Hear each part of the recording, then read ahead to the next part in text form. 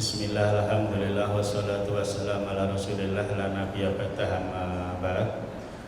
Bapak Ibu yang sangat saya hormati, alhamdulillahirabbil alamin. Pada siang hari ini kita masih dipertemukan pada suasana yang membahagiakan, terutama kita ini ada pada bulan Sya'ban, di mana bulan Sya'ban itu orang Jawa khususnya Sultan Agung Hanyokrokusumo ketika membuat kalender Jawa, bulan Sya'ban ini dirubah nama. Sya'ban itu dalam bahasa Arab, su'ab itu artinya adalah bercabang-cabang. Jadi ketika kita itu melakukan ibadah, melakukan ketaatan pada bulan ini, maka pahalanya bercabang-cabang. Cuma oleh Sultan Agung dirubah menjadi bulan Ruwah. Sasi ini sasi Ruwah. Karena itu orang Jawa bilangnya sasi ini sasi Ruwah. Itu adalah perubahan kata dari arwah. Karena ada kebiasaan terutama di komunitas orang-orang Jawa, saat bulan Sya'ban itu saatnya untuk kirim doa terhadap para arwah. Lailate wong Jawa kan muni arwah, muni kangelan terus jadi ruwah. Ya memang ilat Jawa niku aja dipaksa kon kaya wong Arab. Jadi Sultan Agung tahu betul dengan lidahnya orang Jawa, maka tidak dibilang arwah tapi ruwah. Karena memang lidah Jawa sangat sulit untuk mengucapkan dalam bahasa Arab. Sama seperti besok kita ada bulan Ramadan. Wong Jawa kuwi kon muni Ramadan muni kangelan. Wong Jawa kon muni bo itu paling sulit. Paling nanti berubah jadi lo. Mulane Ramadan kuwi akhirnya dadi Romalon. Suwe-suwe malah dadi Ramelan. Mulane aku duwe pakdi jenenge Ramelan, Pakdi Ramelan iki mergone lahire bulan Ramadan. Nah, saat bulan Ramadan kita diwajibkan fardu untuk puasa. Orang Jawa disuruh bilang fardu itu kuangelane ra kena. Akhirnya ya farlu, suwe-suwe nek dadi perlu. Mulane aku perlu ketemu kowe, aku perlu salat. Hanya dari kata fardu. Ilat kon ni fardu kangelan terus dadi perlu. Mulane terus ana jenenge saka parlan iki mergone fardhon. Nah, jenenge ya fardhon. Komni fardhon angel-angel suwe-suwe parlon saya jadi parlan. Ya pada bulan Sya'ban itu sangat ditunggu-tunggu khususnya bagi komunitas tertentu untuk kita itu kirim doa kepada para arwah. Kenapa? Karena kita punya malaikat yang mengawal kita selama 1 tahun penuh, namanya malaikat hafadzah. Itu enggak satu, setiap orang punya malaikat hafadzahnya sendiri-sendiri. Kalau kita buka di tafsir miliknya Syekh Habib Abdillah Muhammad bin Ahmad Al-Ansari Al-Qurtubi, itu dinyatakan bahwa malaikat hafadzah yang mengawal kita itu kurang lebih ada sekitar 160 malaikat. Makanya yang tidak memahami bahwa dia dikawal oleh banyak malaikat biasanya maksiat ya santai aja. Padahal ternyata ada 160 malaikat yang mengawal kita. Setiap satu orang punya malaikat hafadzahnya sendiri-sendiri. Itu selain bertugas untuk menjaga onderdil tubuh kita yang penting-penting, juga mencatat amal yang digunakan dengan tubuh tersebut. Misalnya untuk mata, ini juga ada malaikat hafadzahnya yang tugas agar mata ini tetap aman, agar mata ini masih tetap licin, agar mata ini tetap berkedip, ora sengaja, ora tau ngontrol kok ternyata itu ya waya ono sambil moto iki iso kedip karepe dewi. Itu termasuk yang menggerakkan refleksnya adalah malaikat hafadzah. Tapi tidak hanya sekedar itu tugasnya, termasuk nyatet iki mripate digawe apa, ngoten niku dicatat terus. Hari ini untuk lihat pengajian, hari ini untuk lihat Al-Qur'an, hari ini untuk lihat video porno, iki ana catatane kabeh. Hari ini untuk ngintip orang mandi itu juga ada catatannya. Itu malaikat hafadzah.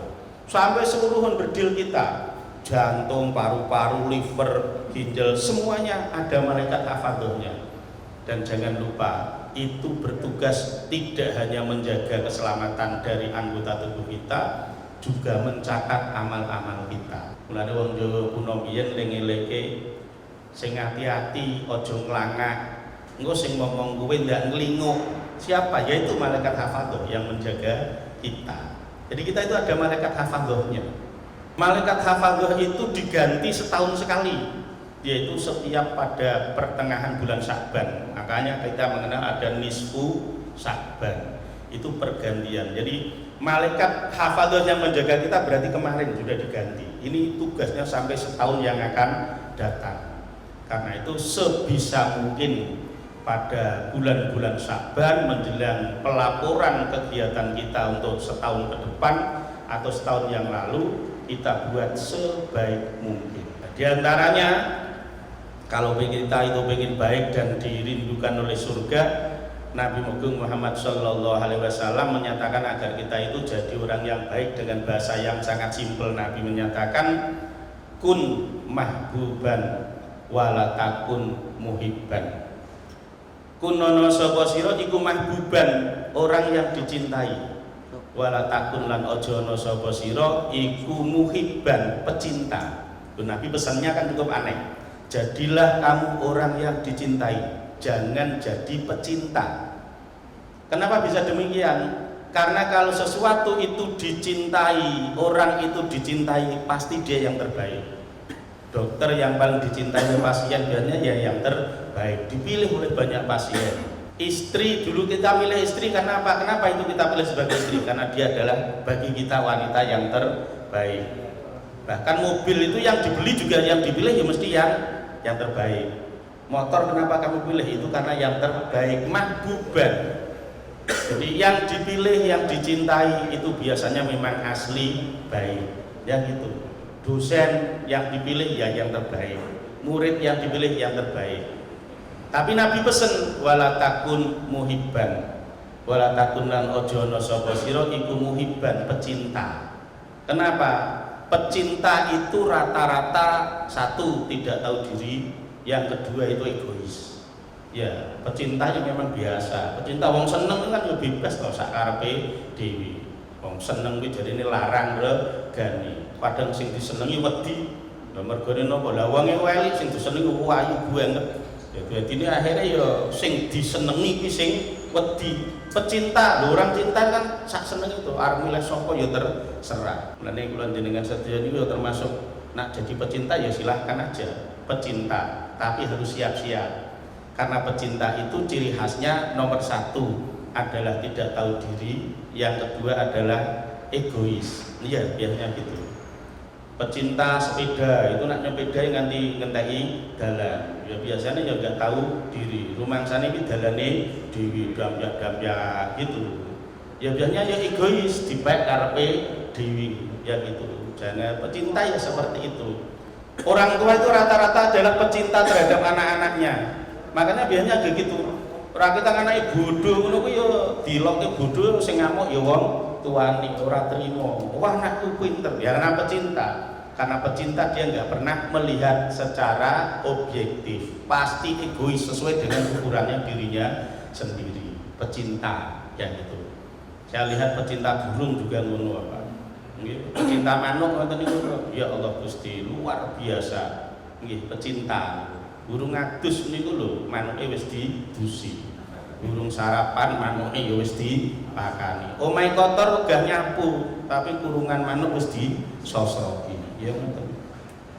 Anake masuk angin lho kon gendong ya moh kok anake ora digendong, malah kurungan manuk kira-kira rene digendong terus. Ya namanya aja pecinta ya seperti itu, pecinta. Sing mulya sapa? Sing mulya ya mahbub. Burunge kuwi sing mulya. Manuke mulya, manuke disenengi, mulya rono rene digendong. Kurungane diresiki. Ya paling enak iki mahbub, jangan jadi muhib, pecinta. Kenapa Nabi sampai memperingatkan wala takun muhibban, jangan jadi pecinta? Maaf, karena pecinta itu jangankan terhadap burung. Pecinta terhadap agama, pecinta terhadap surga pun kadang juga kebablasan, Pak. Iya, karena kita cinta terhadap agama kita sampai akhirnya ya dengan santainya aja kita mengolok-olok agama lain. Rodok medeni meneh niku pecinta surga. Jadi maaf, Nabi juga mengingatkan jangan jadi pecinta surga. Namanya pecinta, termasuk pecinta surga itu juga perbuatannya juga membahayakan orang lain. Semakin cintanya dengan surga, pengen segera masuk surga, akhirnya ya tidak tahu diri. Amalnya nggak layak untuk dibuat modal masuk surga. Sing penting ambisi pengen masuk surga. Lihat ya kan, para pecinta surga itu sampai egoisnya bukan main. Nggak peduli negaraku hancur, nggak peduli gedung-gedungnya rusak, nggak peduli orang lain mati, sing penting aku masuk surga. Yaitu warna pecinta surga, nguber swarga, wahnya bahkan nggak peduli tubuhnya rusak pun biarin aja, yang penting saya masuk surga. Egoisnya bukan main, egoisnya bukan main. Justru yang ditakuti nanti ketika dia bawa bom bunuh diri, nuruti ambisi berlebihan, egois, cinta terhadap surga berlebihan, lo malah khawatir nih. Jangan-jangan dia nanti bukan mati syahid, mati sangit nantinya. Ya kenapa? Ya karena terlalu cintanya terhadap surga, nggak peduli terhadap orang lain. Karena bahkan kita itu umat Islam saja dilarang oleh Nabi loh untuk membunuh muahid. Muahid itu orang kafir yang tidak menyatakan perang terhadap kita. Itu aja tidak boleh, apalagi kalau sampai membunuh sesama muslim. Qatlul muslimi kufrun, membunuh sesama muslim itu kafir. Jadi bahaya sekali. Karena itu Nabi betul-betul mengingatkan, kun mahbuban, kamu jadi orang yang dicintai saja, wala takun muhibban, jangan jadi yang mencintai. Sehingga Nabi mengingatkan pada kita itu, al jannatu mustaqatun illa arba'ati nafarin. Al jannatu ta swarga iku mustaqatun, rindu, kangen, sangat cinta, illa arba'ati nafarin, terhadap 4 orang. Jadi kalau kita bisa menjadi satu di antara 4 orang ini, kita malah yang dirindukan oleh surga, bukan kita yang merindukan masuk surga, tapi malah surga yang merindukan kita untuk ditunggu-tunggu. Siapa itu yang ditunggu oleh surga, yang dirindukan oleh surga? Yang pertama adalah talil Quran, orang yang suka membaca Al-Quran. Jadi kalau kita rajin baca Quran, senang baca Quran, kita itu sudah dicintai oleh surga, kita bahkan dirindukan oleh surga. Ya, yang lebih luar biasa Nabi di hadisnya itu, Nabi milihnya kalimat talil Quran, bukan hamilul Quran, bukan qori'ul Quran. Roti abad, Pak. Karena kalau yang sangat tinggi itu qori. Qori itu artinya adalah orang yang membaca Quran, tahu artinya, hafal lafalnya, tahu maksud hukum-hukum yang ada di situ. Itu namanya qori'ul Quran. Qori. Itu. Imam Qatadah itu qori. Ya, misalnya Ibnu Abbas itu qori. Qori itu hafal Quran, tahu maksudnya. Itu paling tinggi. Di bawahnya disebutkan dengan hamilul Quran. Hamilul Quran itu orang yang hafal Quran, tapi kalau ditanya tentang artinya ora paham. Apal. Tapi iki maksudnya apa? Mbuh ora ngerti, sepenting aku hafal lafale. Hukumnya apa? Tambah ora ngerti lagi. Itu namanya hamilul Quran. Lebih rendah lagi namanya talil Quran. Nabi pengertian kali kula jenengan sedaya. Nabi enggak menggunakan standar yang sangat tinggi, bukan qori, bukan hamil, tapi cukup tali, dari kata tala. Tala itu membaca meskipun enggak tahu maksudnya. Bahkan bisa jadi ora paham hurufe sing ndi. Kan sekarang orang Indonesia juga banyak loh. Tulisan Yasin tidak pakai ya dan sin, pakai tapinya Z A A S I I N. Yang penting mengko ning lambe munine padha Yasin. Ngono kuwi jenenge tali. Sekarang kan udah banyak orang banyak ya. Tapi nggak usah diolok-olok orang seperti itu. Bang Nabi aja mengakui mereka sebagai talil Quran kok. Tali yang penting metu suarane meskipun orang ngerti hurufnya. Ya kayak anak TK kan ya juga banyak gitu tuh. Kon nyanyi bintang kecil di langit yang biru, apal metu suarane mung diweruhi tulisannya malah reso maca. Itu kategorinya tahlil Quran. Tapi Nabi itu sangat sayang terhadap kita sehingga Nabi memilih katanya adalah talil Quran, dari kata tala, keluar suaranya meskipun bisa jadi nggak tahu artinya, nggak tahu hurufnya. Nah itu namanya tala membaca. Jadi kalau kita itu membaca Quran, syukur kok bisa tahu maknanya, syukur tahu istimbatil hukminya, nggak tahu artinya saja, itu sudah dirindukan oleh surga. Kadang ada yang bilang seperti inilah, baca Quran itu kan harus fasih, ya betul. Kalau nggak fasih nanti akan berubah maknanya. Ya betul. Tapi Allah tidak sekejam itu. Allah lebih tahu dengan kemampuan kita. Jadi Allah itu lebih arhamur rahimin. Nah, ketika orang Indonesia dipaksa dengan pedoman bahwa kalau baca Quran nanti tidak fasih malah masuk neraka, ya ketemu nih kula jenengan sedaya malah ya beneran daripada maca Quran mlebu neraka, maca WA malah orang mlebu neraka, maca ning FB malah orang mlebu neraka. Akhirnya orang jadi pada takut untuk baca Quran. Ilmu tajwid itu ilmu untuk mempercantik dan memperindah bacaan kita. Tapi itu bukan penentu surga dan neraka. Bahkan Nabi menyatakan bahwa orang yang membaca Quran wa yatata'u, orang baca Quran le maca plegak plegu. Bahasa Indonesia ini apa ya Pak? Plegak plegu. Brutal, gratul pe basa Jawa meneh ya kita ya. Bahasa Indonesianya apa? Terbata-bata. Nah, macane ora cetok. Nah, itu pun masih tetap berpahala. Bahkan falahu ajroni. Orang yang baca Quran dengan terbata-bata tapi masih mau berani membaca Al-Quran, pahalanya double. Satu, pahala membaca, yang kedua pahala semangatnya. Semangat, wong atase gratul-gratul kok iji wani maca. Jadi besok saat Ramadan kalau ada tadarus Al-Quran, bapak atau ibu yang baca Qurannya masih gratul-gratul, nggak usah malu untuk ikut tadarus. Jangan takut masuk neraka gara-gara baca Quran. Nggak ada orang baca Quran masuk neraka, nggak ada. Ya, baca Quran itu malah dirindukan oleh surga.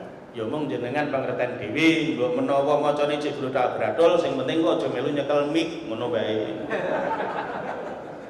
Lho kan saya nggak melarang untuk baca Qurannya, nyekel mic-e sing ora ento. Lah napa mengganggu lingkungan? Bacaan Quran gradul kok dilebokke ning speaker, sing krungu sing ora kuat. Iya, kalau soal pahalanya tetap berpahala. Oh, Nabi bilangnya falahu ajroni kok. Jadi maca Quran gradul ijek gelem maca, pahalanya bahkan dua. Pahala baca Quran dan pahala semangatnya untuk baca Quran. Nah, kalau soal nggak boleh pegang mic kan biar nggak ganggu lingkungan gitu saja. Sebabnya ana wong krungu bacaan Quran gradul ning kuping iki ora enak ngono lho. Ning kuping ora enak. Jadi nggak ada soal kaitannya dengan halal dan haram. Ada yang sangat ekstrim sampai bilang baca Quran itu begitu salah harokat saja itu artinya sudah berubah. Ya itu enggak hanya Quran Bapak Ibu, bahasa Jawa juga salah harokat juga artinya juga berubah sama. Enggak hanya bahasa Arab itu berlaku umum. Bahasa Inggris dengan salah ucap juga berubah arti, bahasa Prancis demikian, bahasa Indonesia juga demikian, termasuk bahasa Jawa pun sama kok. Dengan salah harokat itu sudah berubah arti. Misalnya kaf nun ta lam. Itu kalau diharokati kantil, ini maknanya ora iso ucul iki jenenge kantil. Iki basa Jawa. Nah, diharokati kentol. Kentol itu berarti daging di bawah lutut. Itu kan kentol, ngoten nggih. Nah, diharokati kuntul.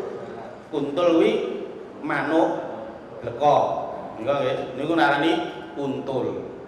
Tapi nek diharokati kintil, kintil kuwi ngetut terus reso ditinggal. Wong kok kintil nemen karo bojone, kan ngarani kintil.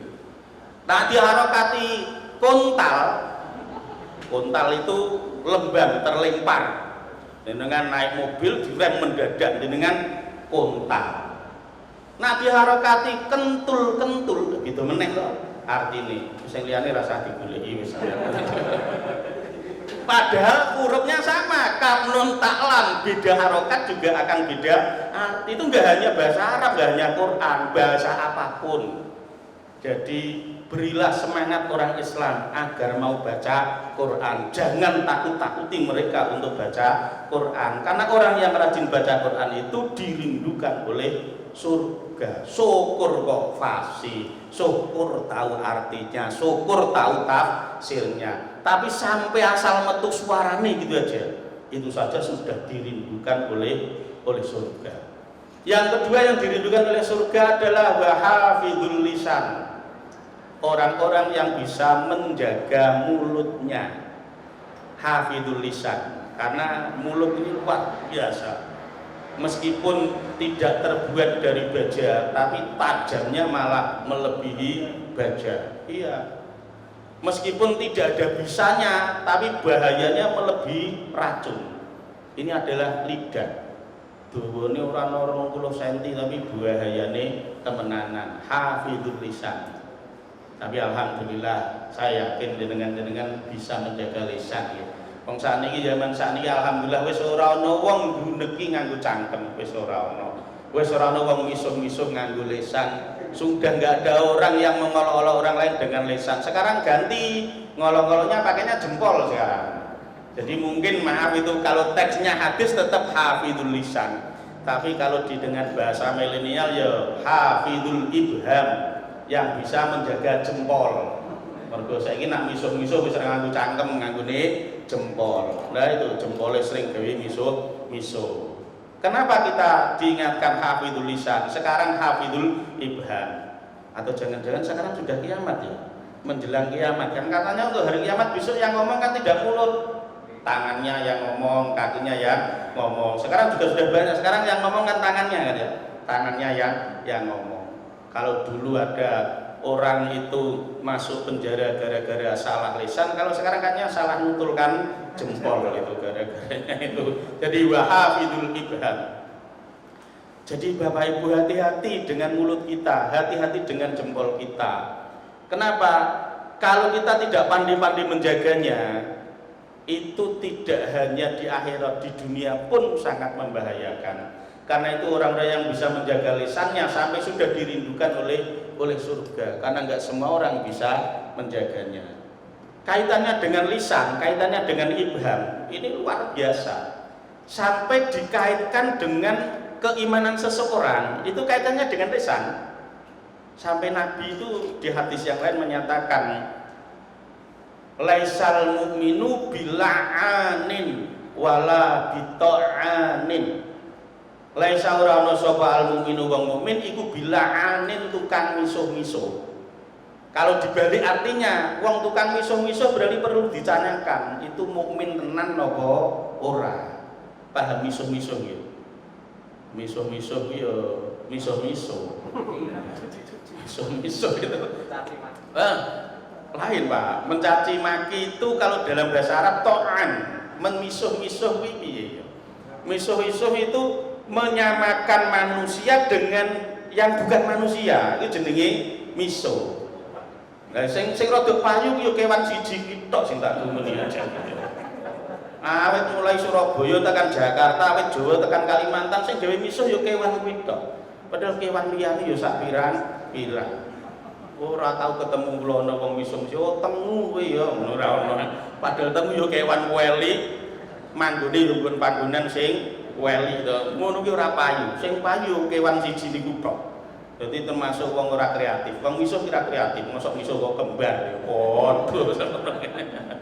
La'an. Itu aslinya adalah bentuk tasbih. La'an itu maknanya adalah mendoakan buruk. Dulu orang Jawa punya pisuhan yang cukup kondang, tapi saya wis ra patek payu, wis digenti khusus kewan niku tok. Jaman biyen iku wong Jawa nak nesu jengkel sok muni samber belah. Jadi la'an itu mendoakan buruk. Saya doakan semoga kamu mati disambar petir. Dalam bahasa Jawa gelap itu petir. Jadi sambar gelap itu muga-muga kowe matimu disambar ledek, sambar petir. Langsung disikat menjadi sambar gelap. Wahnya setelah ganti sekarang ono pisuan model kewan. Saiki sing payu namung kewan niku tok. Tapi sama intinya. Ya sama. Jadi aslinya adalah kamu seperti ini. Aslinya tadi ini anta kalbi, kamu bagaikan anjing. Akhirnya ada tasbih dibuang. Anta kalbun, kamu itu anjing. Suwe-suwe antane dibuang jadi kalbun, anjing. Ngono langsung. Itu sebenarnya bentuk li'an, bentuk la'ana, melaknat, mendoakan. Semoga nasibmu seperti hewan itu. Kalb. Nah, gitu. Ini termasuk, jadi hati-hati Bapak Ibu, jangan suka misuh-misuh. Nabi menyatakan laisal mu'minu bila'anin. Bahasa mudahnya kita ora pantes kowe ngaku dadi wong mukmin kok ijek seneng miso. Kenapa kok nggak boleh miso-miso Bapak Ibu? Allah saja ngalem-ngalem menungso, memuji-muji manusia dengan bahasa yang sangat luar biasa kan? Laqad khalaqnal insana fi ahsani taqwim. Wong sing gawe ngalem-ngalem kok apik-apike makhluk kuwi menungso. Nek sampeyan dipadake karo kewan, apa iso mbedakake antarané wong karo kewan? Bahaya itu. Nah itu. Kemudian wala bitaqanin. Seorang mukmin juga tidak suka ta'an yang seperti yang disampaikan tadi. Itu nacat-nacat atau mencaci maki. Jadi hati-hati Bapak Ibu, hati-hati apalagi nanti menjelang Ramadan. Kita ini hati-hati jaga mulut kita, jangan suka mencaci maki. Orang yang mencaci maki itu sering nggak sadar bahwa diam-diam dirinya sudah mencaci maki Allah. Kenapa? Takyirul makhluk, takyirul khaliq. Mencaci maki ciptaan sama dengan mencaci maki sang pencipta. Padahal iki Gusti Allah le nyiptake menungso dalem-alem lakon karomna Bani Adam. Kula jenengan sedaya kok penak nemen madhake menungso dipadake karo kewan. Itu mencaci maki, mengolok-olok, menghina itu enggak boleh. Kenapa kita menghina makhluk? Hakikatnya kita membela sang pencipta. Saya contohkan seperti ini. Ini wedang teh. Ini kan enggak terjadi sendiri toh. Iki mau ono sing gawe nggih. Sing gawe iki sapa Pak Haji Somad? Pak Haji Somad sing gawe iki. Oh nggih Pak Haji Somad. Nggih. Teng pundi Pak Haji Somad? Oh teng iki. Niki ndamel Pak Haji Somad. Oh nggih. Pak Haji nyuwun pangapunten tak ge conto lho nggih. Kula mboten ngece jenengan. Niki insyaallah nggih sae, legi, enak. Tapi umpama bar kula icipi terus kula muni ngene. Wedang teh kok anyep, apa tugu kene ora ana wong adol gula. Iki wedange ora serik. Sing serik sapa? Yang bikin. Nah, yang bikin. Pak Haji Somad langsung ngunek-ngunek. Kiai ra genah ora njaluk wis digaweke. Padahal aku ora nacat Pak Haji Somad, aku nacat wedang. Tapi yang wedang sing gawe Pak Haji Somad, sing serik sing gawe. Manusia ini yang menciptakan Allah, kita nggak ikut menciptakan. Kok kita berani mencaci maki mengolok-olok manusia sing serik sing gawe. Bahaya itu. Ada nabi yang tidak mencaci maki tapi berdoa agar umatnya di Ninua itu sing wangel kandhanane, wong kok nakal-nakal, guling-guling, koplak-koplak, jenengan azab mawon ya Allah. Siapa itu? Ya, nah bukan. Nabi Yunus. Nabi Yunus itu ketika diutus di daerah Ninua itu sudah jengkel, umat kok guling-guling, nuakal, rusak. Pun jenengan azab mawon. Nah ini kadang sekarang ada orang yang bergaya seperti Nabi Yunus. Sanane ndonga ya Allah turunkan azab. Bapak rumangsane nak turun azab ki sing kena sing beling tok, ya sing ndonga kuwi melu kena. Wong tunggal sanggon kok ndonga ngono iki piye? Ya Allah, orang Indonesia, pejabat Indonesia sudah seperti ini. Bilang tauhid dan sebagainya, turunkan azab. Ayo sing ndonga melu kena wong kok ya manggon ning Indonesia kok. Nah itu jangan lupa, dulu Nabi Yunus bin Matta sempat seperti itu. Jengkel karena umatnya di kaum Ninua itu nakal-nakal, guling-gulingannya, mohon untuk diturunkan azab. Tapi akhirnya yang bahasa kasarnya dijewer oleh Allah siapa? Malah Nabi Yunusnya. Singkat cerita Nabi Yunus kan sampai melarikan diri karena salah paham. Jadi umat ini nalikane weruh azab yang mau datang itu sudah bedem-bedem tadinya, tapi akhirnya tobat, dibuat tobat oleh Allah. Setelah tobat, ngejar Nabi Yunus, mau menyatakan tobat. Lah tapi karangmu donggo senjata, lali senjatane ora disedeke. Celuk-celuk Yunus, lha mbek ngene iki yo. Nabi Yunus guwi lho mlayu sak banter. Padahal asline njaluk tobat. Singkat cerita Nabi Yunus lah yang diperingatkan oleh Allah sampai harus naik kapal pun kapal nggak bisa jalan, sampai harus dibuang. Singkat cerita sampai dimakan oleh ikan 40 hari di dalam perut ikan ini tubuhnya semuanya, bajunya sudah hilang, tinggal tubuhnya ya udah melijit. Cara wong Jawa, bahasa Indonesia ini apa? Apa bahasa Indonesia? Telanjang bulan. Di dalam perut ikan sudah telanjang bulan 40 hari. Makanya beliaunya baru nangis. La ilaha illa anta subhanaka inni kuntu minadz dzalimin. Yaitu yang harus kita acungi jempol pada Nabi Yunus. Enggak menyalahkan orang lain. Kalau kita kan enggak, kalau masalah mesti nyalahke wong liya. Ya salah-salah dhewe sing salahke kancane. Ora ana sing iso disalahke, sing disalahke dalane. Sing gawe dalan kan ya sapa? Wong pecicilan tiba karepe dhewe sing disalahke dalane. Ngono kira-kira ora ana sing disalahke ya suasana pun disalahke cuaca. Tekan udian yang ya ora ngerti mongso aku ngerake tiba. Iya toh, salah-salahke. Mungkin karena kebiasaan kita dari kecil dididik oleh orang tua kita untuk kurang sportif. Orang tua kita itu kadang nggak sportif. Maaf bapak atau ibu juga gitu. Yang mungkin punya anak kecil jangan dibiasakan. Anak kecil kalau jatuh jangan disalahkan tempatnya. Tekan sing nyalike pasir yo ngawur. Padahal pasir ning kono wis pirang-pirang sasi ora ono sing tiba ya anake dhewe tok kok.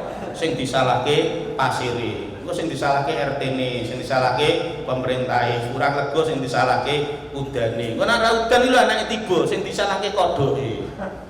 Kodoke nakal yo nang yo nganti parani nggonane dikeplaki. Kuwi kodoke pas krungu yo jengkel. Lah aku salah apa? Kodok ora disalah apa sing disalahke kodoke. Nah akhirnya kadang kita sampai tua juga gitu, akan selalu mencari siapa kambing hitamnya, siapa yang harus kita salahkan. Tapi Nabi Yunus enggak. Ketika beliau ada di perutnya ikan itu ya yang disalahkan diri sendiri. La ilaha illa anta subhanaka inni setuhune ingsun iku kuntono sapa ingsun iku minadz dzalimin, setengah saking wong sing menganiaya diri sendiri. Itu begitu 40 hari sudah dikeluarkan dari perut ikan, terus setelahnya kan sudah berteduh di bawahnya dedaunan godhong paloh ngoten niku. Apa cara mriki bener paloh. Itu ternyata kena sinar matahari, kemudian alum, dia kepanasan, wis rada jengkel nesu-nesu. Iki ndak mantekan alum berat. Ayo malaikat Jibril jawab, terserah Gusti Allah arep gawe alum apa ora. Karepmu kira ya ngono. Lha nyatane we kaum Ninua ana sing elek we tok kon rusak lagi godhong wis elek, rusak kok tok seneni. Dia keluar lagi. Alhamdulillah sudah tertolong. Ketemu dengan penjual gerabah, kertas gerabah gitu. Dulu itu bahan-bahan dari tanah. Nah itu juga ditegur langsung lewatnya. Kadang Allah negurnya kan gitu.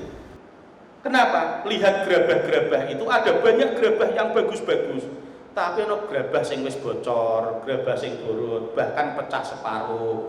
Itu masih tetap dirawat di situ. Nabi Yunus bin Matta sempat ngomong seperti isi doanya, yaitu menghina, mencela orang lain. Nah, di situ yang dicela adalah gerabahnya. Gerabah wis do tatu, wis do borot, ngene kok ya ora dirusak sisa. Tukang gerabahnya yang marah, sing gawe gerabah ki aku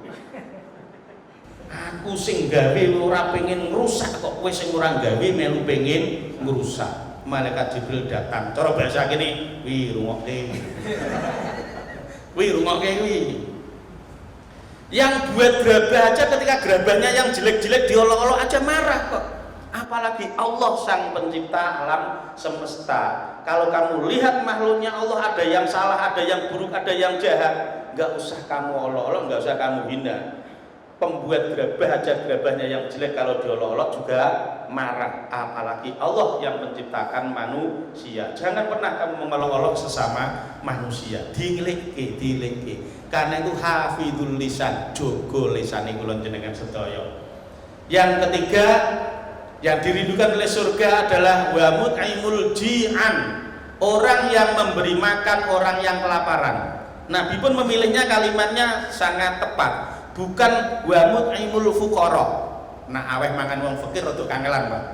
Sing penting ini wa mut'imul ji'an, aweh mangan wong sing ngeleh, wong kaliren, orang kelaparan. Termasuk biasanya kalau pas Jumat biasanya ada sedekah untuk orang-orang yang Jumatan. Itu termasuk kaliren. Kaliren itu lapar. Meskipun jenengan dokter orang mangan ya tetep luwe. Jenengan wong sugih orang mangan ya tetep luwe. Lah saat Jumatan itu kan saat yang paling lapar-laparnya. Kalau yang dari pagi belum sarapan. Nah kalau dulu sih Jumatan penak Pak, karena masa agraris para petani dari rumah bisa makan dulu. Nah sekarang masa industri kita terbatas jam kerja ya. Istirahat siang itu jam 12, berangkat Jumatan, kalau mau makan dulu takut telat Jumatan. Ndang tutup ke Jumatan, OTP ora pengertian blas. Khotbah wis setengah jam iki diwaca. Lha urung tek oleh maca diwaca. Wis janji kurang seperempat ijek kaum muslimin muslimat rahimakumullah. Sing mburi wis nganti ana sing ngangop-angop. Wis dikode ngono kuwi yo khotbah ora lebar. Masalahnya yang Jumatan tuh banyak yang belum makan siang. Mikir iki jam kurang seperempat kok durung bar. Lah mindah aku makan siangku kapan? Padahal jam 1 sudah harus masuk kerja. Jadi nak Jumat ya men saiki sing dadi waktu iki sing pengerten.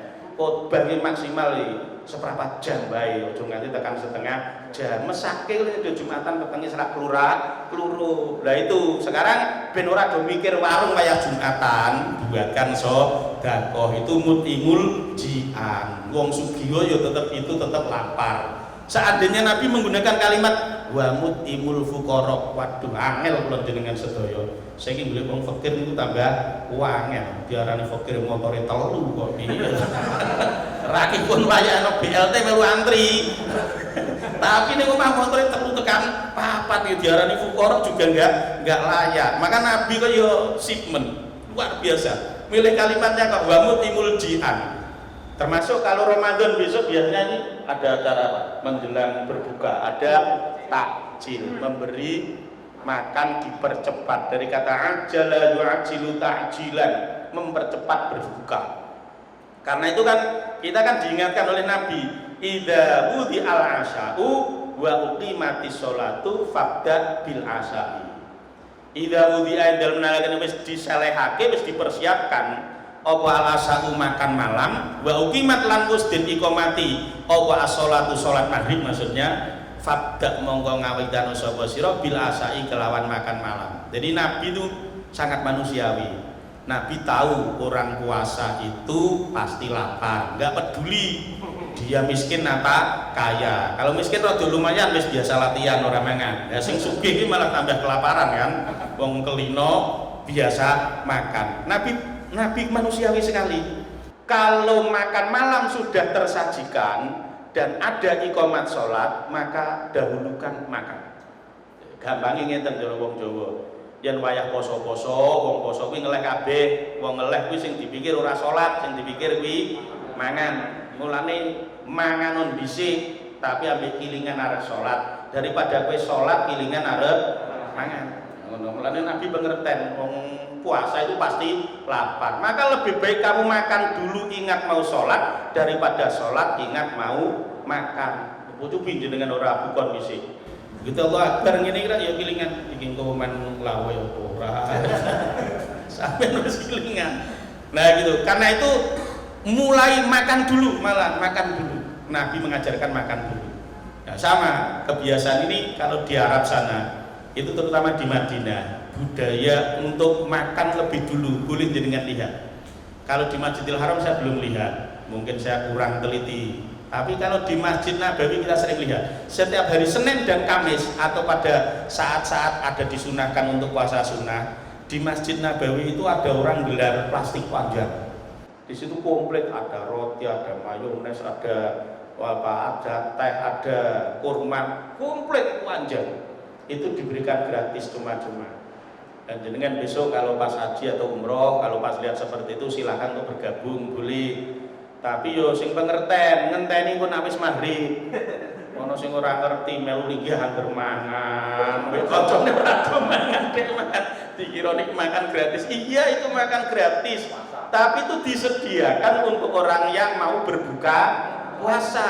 Jadi ra kita jenengan kowe ora poso yo mangan yo engko ngenteni sudah maghrib. Baca Quran dulu, nanti kalau sudah maghrib lihat saja.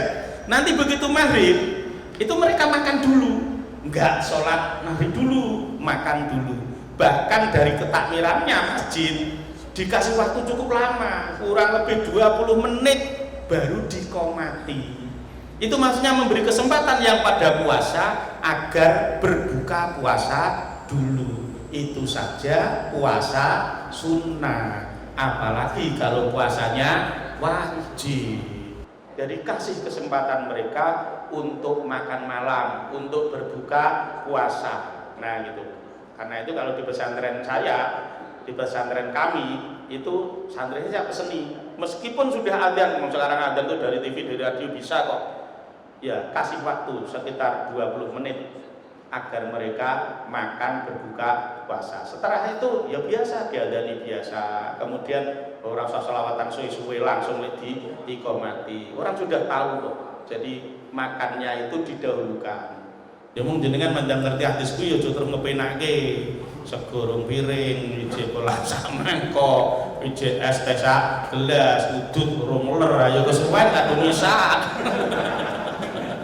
Ya jangan gitu, Nabi memberi kesempatan, Nabi memberi kesempatan. Jadi memang kita diminta untuk didahulukan untuk makan malam dulu. Karena orang lapar itu yang diingat adalah makan, bukan sholat. Dan Nabi sangat manusiawi. Dan yang terakhir, yang keempat yang dirindukan oleh surga, dengan gak usah bunuh diri. Kalau 4 ini dilakukan, 1 di antaranya dilaksanakan, jenengan sudah dirindukan oleh surga. Yang keempat adalah wasoimi fi Ramadan.